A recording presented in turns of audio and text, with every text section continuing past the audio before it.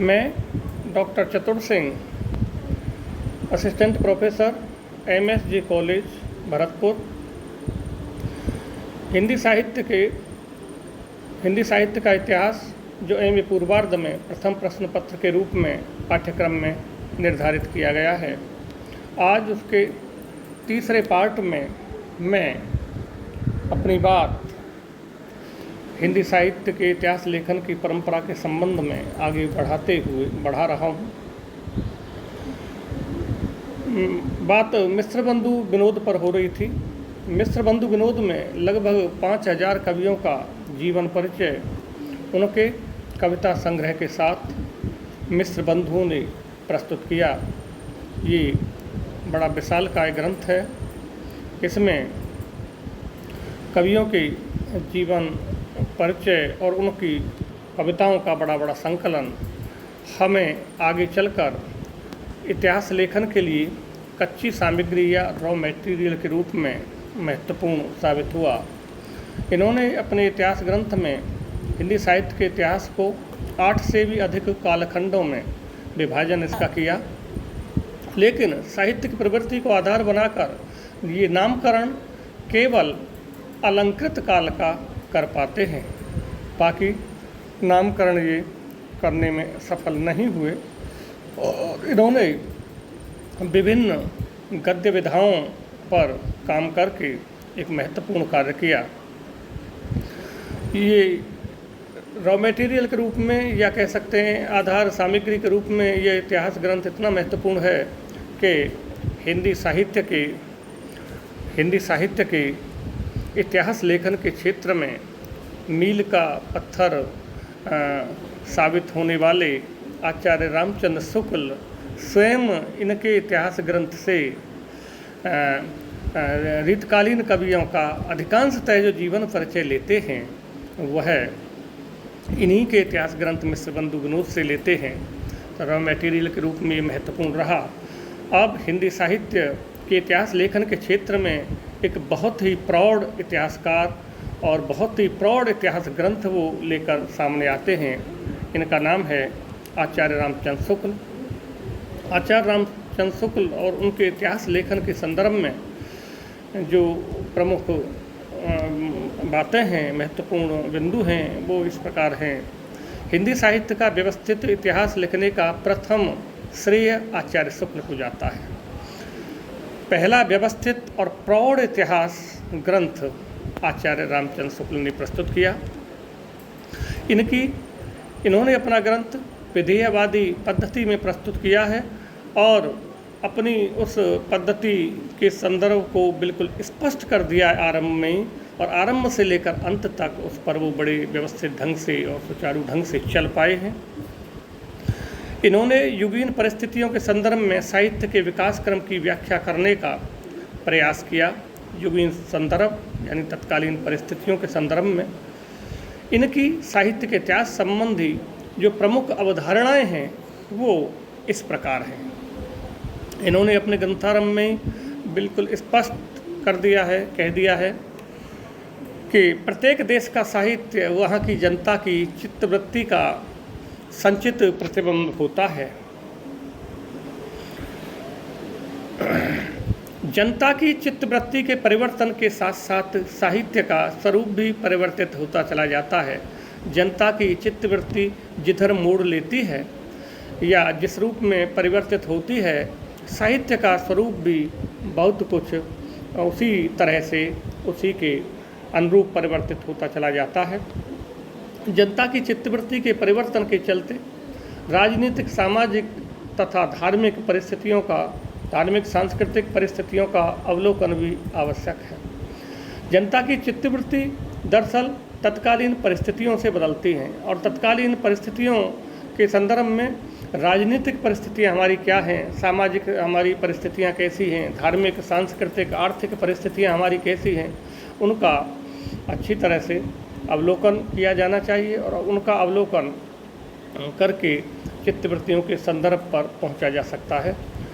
परिवर्तित चित्तवृत्ति और साहित्य में कार्य कारण संबंध स्थापित कर परिवर्तित साहित्यिक प्रवृत्तियों का सम्यक उद्घाटन शुक्ल जी करते हैं।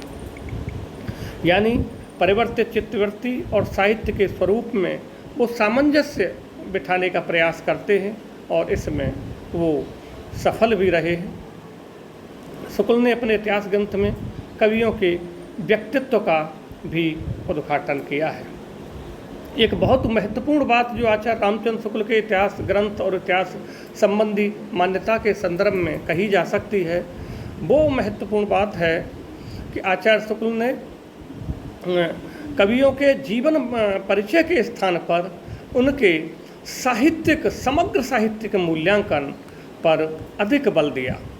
वो उनके जीवन परिचय को बहुत लंबा चौड़ा विस्तार नहीं देते, उसके बजाय वो बड़े ही संक्षिप्त रूप में उनके समग्र साहित्यिक मूल्यांकन का वो बल देते हैं, उस पर अधिक बल देते हैं और समग्र साहित्यिक मूल्यांकन प्रत्येक कवि का प्रस्तुत करते हैं। और इसी क्रम में कवियों के साहित्य का समग्रतः मूल्यांकन करके ऐसे सूत्र वाक्य कहे जाते हैं या इतिहास में अपने में लिखे जाते हैं जो आगे के आलोचकों के लिए और इतिहासकारों के लिए, साहित्य के इतिहासकारों के लिए आधार भूमि बने। जैसे सामान्यतः ये कहा जाता है, ये माना जाता है कि सूर, तुलसी और जायसी की तरह कबीरदास के साथ आचार्य रामचंद्र शुक्ल न्याय नहीं कर सके। उनके साहित्य के साथ वो न्याय न कर पाए, लेकिन फिर भी कबीर में जो चीज़ उन्हें जमी और जो चीज़ उन्होंने केंद्रीय रूप में साहित्य में वो पहचानी, तो उसमें स्पष्ट तौर से कह दिया, कबीर में प्रतिभा बड़ी प्रखर थी। कबीर ने जनता को ठीक मौके पर संभाला। इस तरह के सूत्र वाक्य आगे चलकर कबीर की इस प्रखर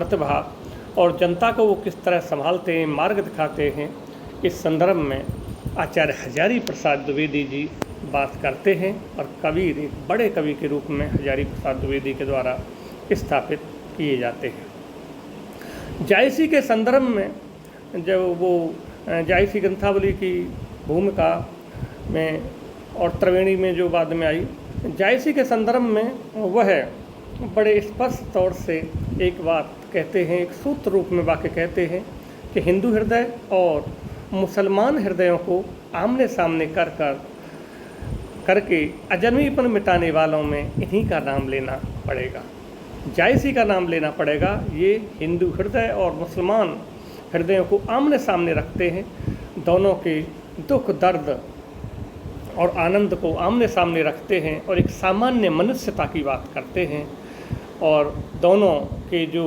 सांस्कृतिक दूरियां थीं उनको बहुत कुछ मिटाने का प्रयास करते हैं। ये बड़ी महत्वपूर्ण पहचान जायसी के संदर्भ में इन्होंने की और आगे चल के जायसी पर इस तरह के बहुत सारे काम हुए नए। केशव के संदर्भ में, केशव एक चमत्कारिक कवि थे और अतिशय अलंकारिकता केशव में मिलती है। केशव का काव्य कठिन ही है। इस संदर्भ में सबसे पहले आचार्य शुक्ल ही एक बात उठाते हैं, एक सूत्र देते हैं, केशव कठिन काव्य के प्रेत हैं और इस कठिन काव्य के प्रेत के संदर्भ में ही वो उनके प्रबंध काव्य रामचंद्रिका के संदर्भ में और भी कई चीज़ें उठाते हैं। केशव को कवि हृदय नहीं मिला था, तो इस तरह की बातें वो बड़े स्पष्टता के साथ उठाते हैं। घनानंद की कविता के संदर्भ में लिखते हैं, घनानंद प्रेम की पीर के कवि हैं, घनानंद की कविता मौन मधी पुकार है।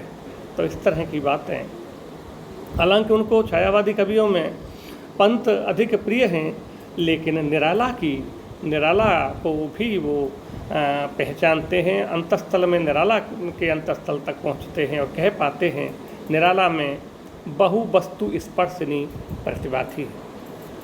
तो इस तरह से आचार्य रामचंद्र शुक्ल हिंदी साहित्य के इतिहास लेखन के क्षेत्र में बहुत ही महत्वपूर्ण इतिहासकार हैं, बहुत महत्वपूर्ण हिंदी साहित्य के आलोचक हैं। उन्होंने जो इतिहास ग्रंथ रचा, जो इतिहास ग्रंथ निर्मित किया, वो आज भी हमारे लिए अपनी कुछ सीमाएं होते हुए भी मील के पत्थर की तरह आज हमारा मार्गदर्शक है। आगे हम बात करते हैं आचार्य हजारी प्रसाद द्विवेदी और उनके इतिहास लेखन पर। आचार्य हजारी प्रसाद द्विवेदी और शुक्ल जी को ज़्यादातर सामान्यतः और अधिकांशतः यही माना जाता है, और कई बड़े आलोचकों ने भी ये बात उठाई कि शुक्ल जी और हजारी प्रसाद द्विवेदी जी एक दूसरे के विरोधी थे, या शुक्ल जी का हजारी प्रसाद द्विवेदी ने विरोध किया। इस तरह की बातें आती हैं क्योंकि दोनों की इतिहास दृष्टि में काफ़ी भिन्नताएं हैं।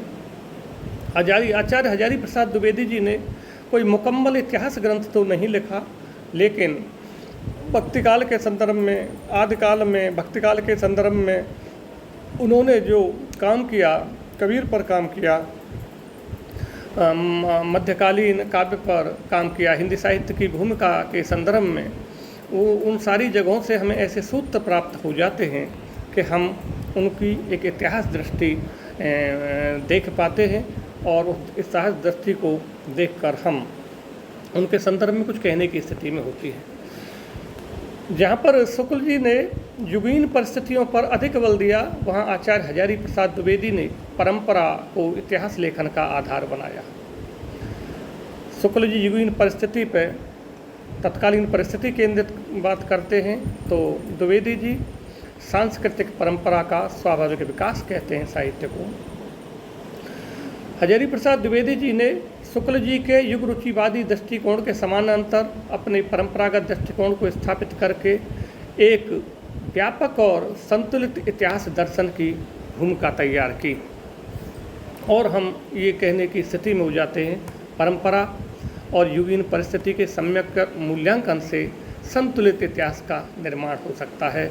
अतः आचार्य रामचंद्र शुक्ल और हजारी प्रसाद द्विवेदी के मत एक दूसरे के विरोधी नहीं है, वह एक दूसरे के पूरक हैं। अगर इन दोनों इतिहास लेखन की दोनों दृष्टियों को संतुलित ढंग से किसी इतिहास में अपनाया जाए, परंपरा और वो परिस्थितियाँ का सम्यक जो मूल्यांकन है प्रस्तुत किया जाए, तो एक मुकम्मल इतिहास या अच्छा इतिहास निर्मित हो सकता है।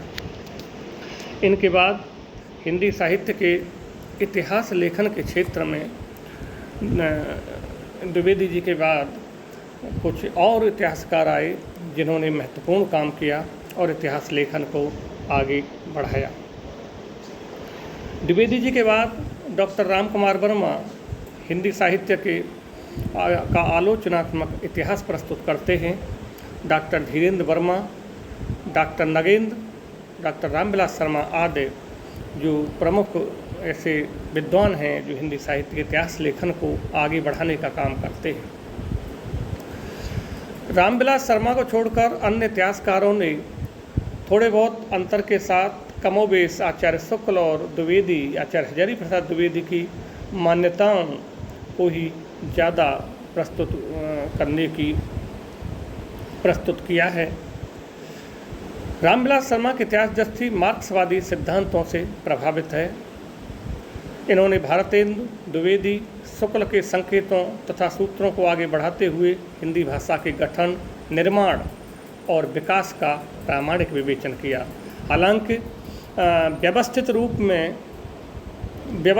में आदिकाल से आधुनिक काल तक का इतिहास लेखन तो नहीं करते, पर विभिन्न स्थितियों में, विभिन्न ग्रंथों में हिंदी भाषा का गठन, निर्माण, विकास और विभिन्न साहित्यकारों के संदर्भ में इनकी बेबाक स्पष्ट जो व्याख्या है, उससे इनकी हमें इतिहास दृष्टि समझने में सहायता मिलती है। रामविलास शर्मा जी हिंदी भाषा और साहित्य के जातीय स्वरूप की पहचान करते हैं, खोजते हैं, और खोज के साथ उसकी रक्षा करना उनके लेखन का प्रमुख लक्ष्य रहा। हिंदी साहित्य के इतिहास लेखन के क्षेत्र में नागरी प्रचारणी सभा हिंदी साहित्य का बृहद इतिहास जो 16 भागों की योजना है, वो लेकर आए और हिंदी साहित्य के इतिहास लेखन को उन्होंने आगे बढ़ाया। इसके संदर्भ में डॉक्टर और कहना चाहूँगा, डॉक्टर बच्चन सिंह, डॉक्टर गणपति चंद्र गुप्त जो हिंदी साहित्य का वैज्ञानिक इतिहास लाते हैं वो, और ये क्या नाम है आपके रामस्वरूप चतुर्वेदी हिंदी साहित्य और संवेदना का विकास अन्य महत्वपूर्ण इतिहास ग्रंथ हैं जिनसे हमारा इतिहास लेखन का क्षेत्र आगे काफ़ी विकसित हुआ। आचार्य में निष्कर्ष रूप में ये कहा जा सकता है कि आचार्य शुक्ल से लेकर रामविलास शर्मा तक इतिहास लेखन की एक विकासशील परंपरा है। आचार्य शुक्ल ने युगीन परिस्थितियों पर, द्विवेदी परंपरा पर अपना मूल्यांकन आधारित करते हुए भविष्य के इतिहासकारों के लिए एक संतुलित इतिहास लेखन की दृष्टि प्रदान की है। तो आज के इस भाग में, इस पार्ट में यहीं तक, इससे आगे फिर अगले पार्ट में विचार करेंगे। तो धन्यवाद।